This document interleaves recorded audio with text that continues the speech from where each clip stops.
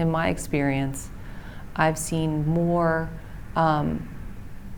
internal reflection of like negative perceptions than other disciplines. I think that if we do work and then maybe the work stops for whatever reason, there's a different type of investment that someone on the design team has had, and it could be more personal, it could be more emotional, so I know we try to separate and compartmentalize, but that's not always possible because as a designer, you're working with part of your brain that's not that it's animal instincts, but it is it's artful, and not to say that engineering and development isn't artful in a very different way.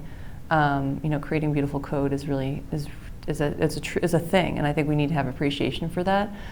Designers, no matter what their discipline, are creating, and in the process of creating, it's very draining. And to make sure that as your team kind of drains their creative juices, that you create that space for them to to get it back, right? And I think that, oh man, this in certain areas, in certain businesses, certain worlds, you're constantly outputting, and what happens is those people, if they're not finding the time to replenish and refresh in their free time, they're not going to have it at work.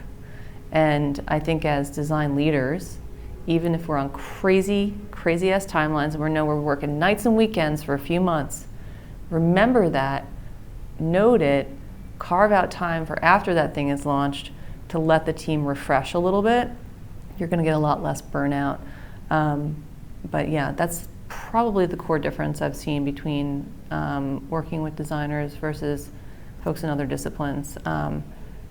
And I think you're not doing the whole role if you're not considering that.